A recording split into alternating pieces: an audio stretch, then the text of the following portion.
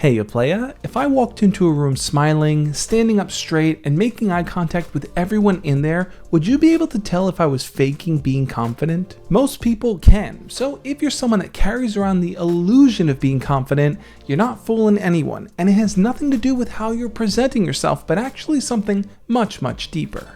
A lot of people try to boil confidence down to a very, very small idea. It's how you present yourself, how you look, and how other people perceive you. But the part of confidence that often gets overlooked is that which is tied to your self-worth, how you perceive yourself, what you know your capabilities are regardless of what other people think. And it totally makes sense why people just flat out ignore that piece. It's really hard to do. It's hard to have a grounding in who you are, especially if you're constantly met with rejection and failure and hardships along the way. How can you be confident if you've never tasted success before? Well, it all comes down to making a minor tweak in how you perceive things. When you're faced with a situation that you really want to go well, asking out a pretty girl, passing a really difficult exam, or getting the dream job that you applied to, does your confidence rest on actually accomplishing those things or knowing that you're doing everything you can to take that step forward? These are two very different ways of looking at the world. In the first scenario, if you don't accomplish the thing you set out to do, your confidence is going to be shattered.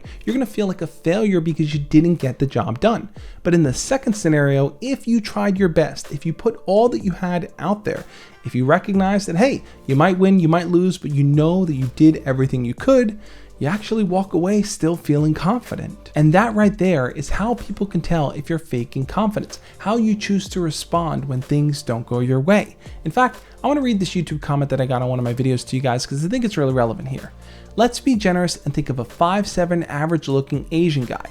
He approaches a hot girl in the bar with great confidence, smile, shoulders back, etc. What do you think actually happens? Now the commenter gives two possible scenarios. In the first one, the woman smiles back, gives the guy her number, everything works out. But in the second one, she kind of starts to smile at him a little bit, but then begins to ignore him, only for her guy friends to start secretly laughing about him behind his back. Now, how do you think that would affect him? How do you think that would affect his confidence? If we think about what the commenter is saying here, he's focusing solely on the display of confidence, what this guy can do to convince these people that he is confident, how he walks, how he talks, how he stands, how he carries himself, all these little micro pieces that are going to make these people feel like, yeah, this is a confident guy that's approaching me. But the real testament of confidence is in how he would handle either of those scenarios. Look, some people just have it made. They have all the luck in the world, women flock to them, they're super successful, super good looking, and they don't really have to think much about this. But the rest of the world does. The regular people in this world, you and I, do.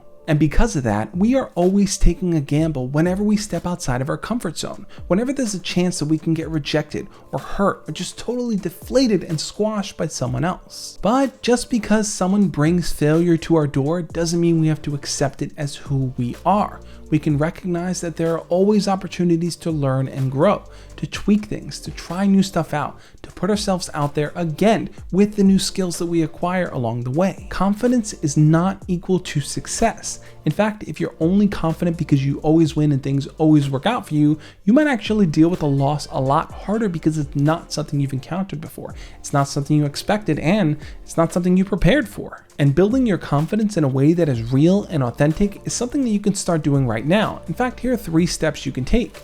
Number 1, stop comparing yourself to others. Number 2, catch yourself whenever you fall into those moments of self-doubt and criticism. And number 3, be willing to take small steps outside of your comfort zone. Try new things, even if you're scared to do them. Over time, what you're going to start to see is that no matter what hardship or challenge you run into, your confidence is going to remain intact because you're grounded in who you are. You know what you stand for. You know what you bring to the table. You know that you have what it takes to be somebody great. And to all the naysayers out there who say things like, I've tried being confident before, it's a bunch of crap, it doesn't actually work. Check out the video over there on the screen where I'm going to teach you exactly what you could do and how to use confidence to get the girl that you want. I think that video is going to be really, really helpful for you, so check it out. On that note, I'll catch you next time. As always, love and peace.